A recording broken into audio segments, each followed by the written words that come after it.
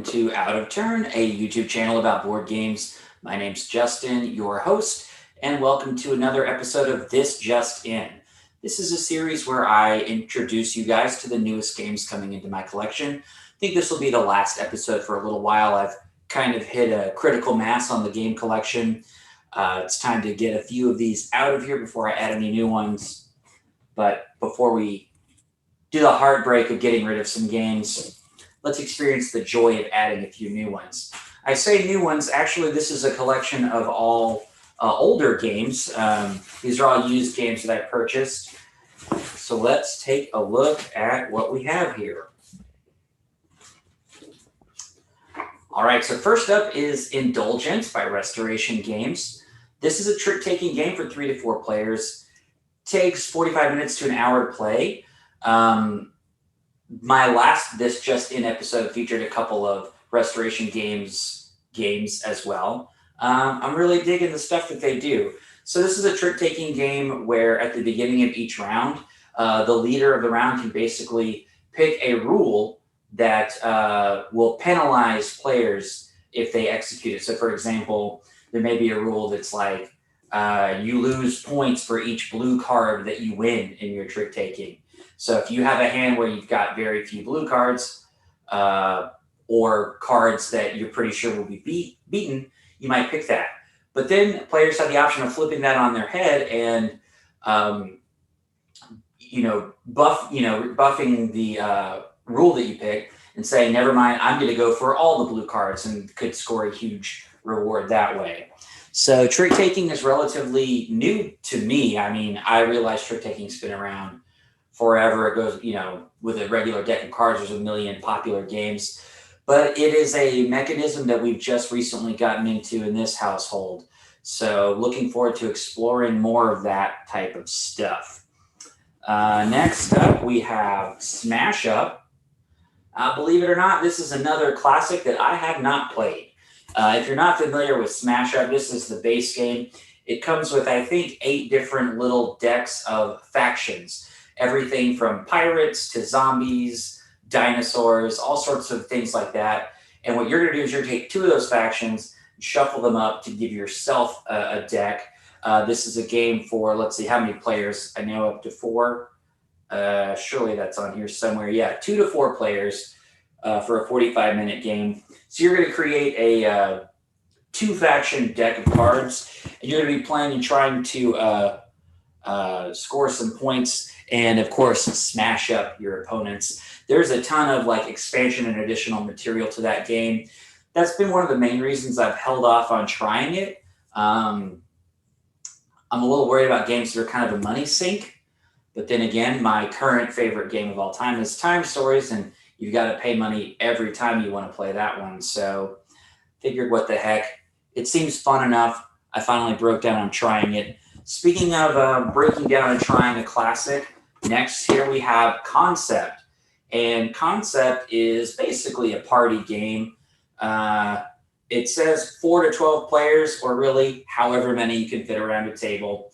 40-minute playtime, but really this is one of those games that you play just for fun. You don't really play for points, and you just play until you're done playing with it. The way this game works is there is a board with a bunch of these types of icons on them, and you're going to be trying to get everyone to guess a word. So for example, the example on the box here is bee, B-E-E, like a bee. And so you'll be placing tokens on different parts of this board that kind of give visual clues as to what you are trying to get everyone to guess. So it's like a word guessing game where you don't speak. You've got a finite number of clues you can give out in that regard. That's interesting to me. I've played some games like Funglish, which is a game where you've got all these different words laid out, and you can only pick from the words that you have out in front of you, and you can use them to give clues that way. This is more visual, so I'm into this. Tried another game recently, a couple of years ago, called Imagine, that has these sort of transparent cards where you can kind of build up little pictures and scenes with the stuff that's on the cards. That was too difficult. So this seems to be kind of right in the wheelhouse of that concept. Ha. That gameplay idea, but a little more simple, easier for everyone to wrap their head around. Okay, so next up is I'm the Boss. And this was recommended to me by a local guy that I met at a game store. It is a negotiation game for 3 to 6 players, takes about an hour to play. And basically, in this game, you are going to be making deals. And there's a board with different deals around there. And for each deal, certain characters in the game have to be involved in the deal. So you're going to be wheeling and dealing, trying to make deals with each person. But meanwhile, every person also has some influence cards that may affect the deal or affect their role in the deal. And there's even some I'm the Boss cards, which allow you to take over the brokering of a deal at any point. So I've only dipped my toe in negotiation, and this, along with Chinatown, were the games that were recommended to me to really sink my teeth into negotiation.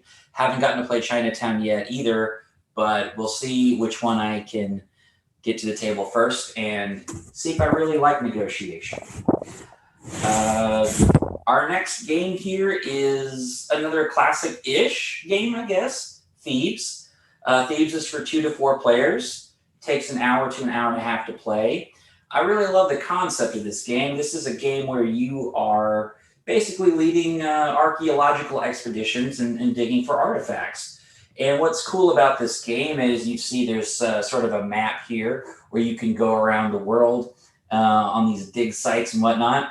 And it's got a mechanism that I really like in games, which is spending time. So, you've got actions that you can do, and the actions will take a certain amount of time on this time track. So it's not about how many turns you get, but it's more about, how you most efficiently use your time in a way.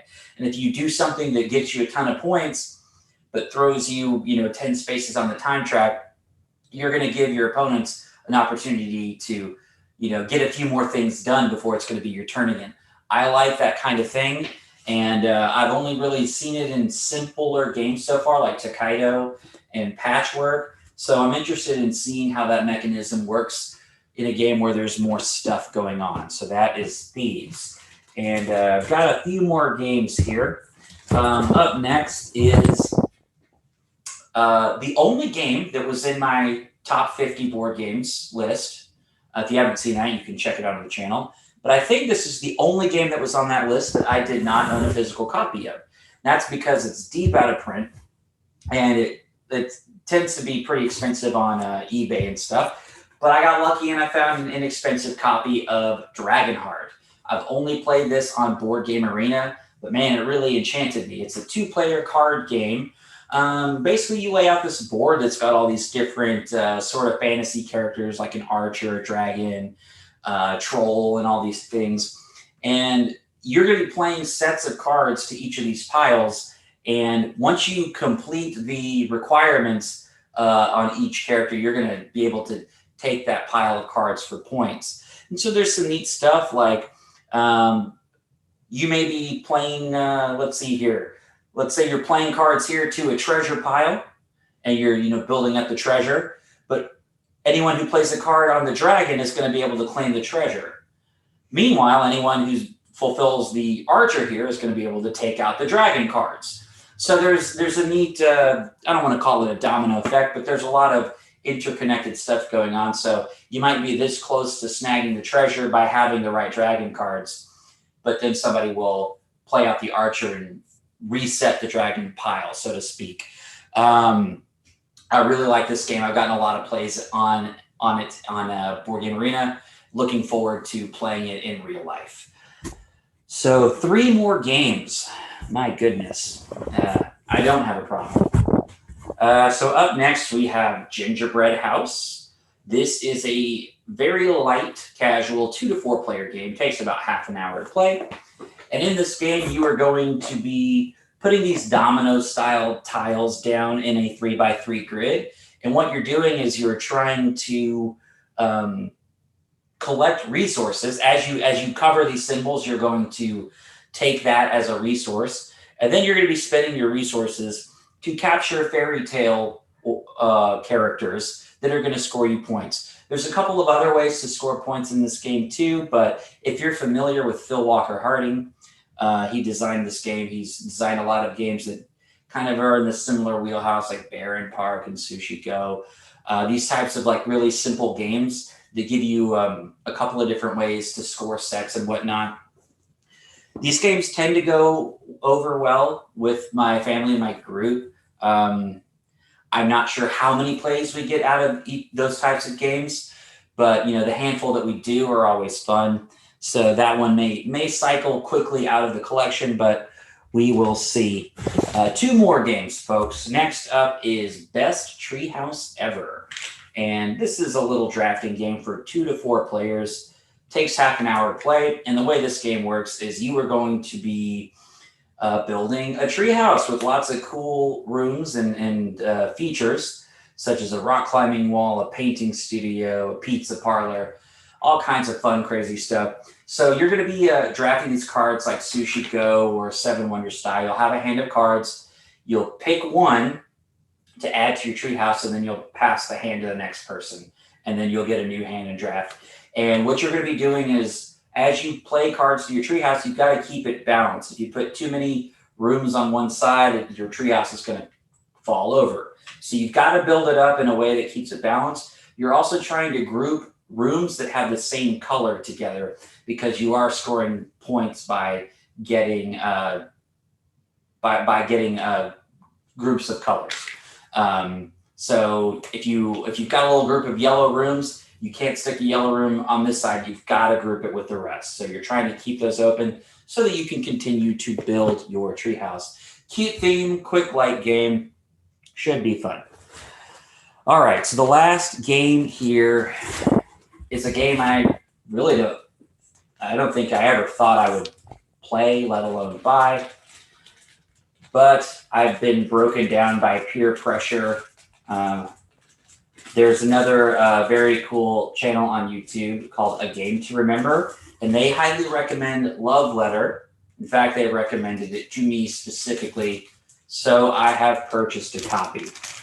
Love Letter is a small micro game, as they say. This is literally as big as the game is. I think it's like 16 cards, and you're just going to have 1 or 2 cards in your hand at a time, and you're going to play one to do the action on it. And you're trying to be either the last person in remaining at the end of a round, or if there are multiple people in, you're trying to be left with the card of the highest value to get a point.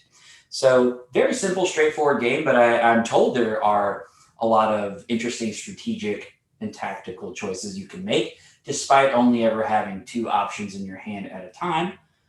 But we're going to check that one out. What is this game? 2 to 4 players, I think, something like that. And I imagine it's like, there's really no box for me to read information off of here. I imagine it's like a 20 or 30-minute game. But there you have it. That's what's just in today. Thank you guys so much for tuning in and checking out all the new stuff I've got to shoehorn into my shelves. That doesn't sound like a daunting task at all. But I hope to see you guys on the next video. I'm Justin. This is Out of Turn. Take care.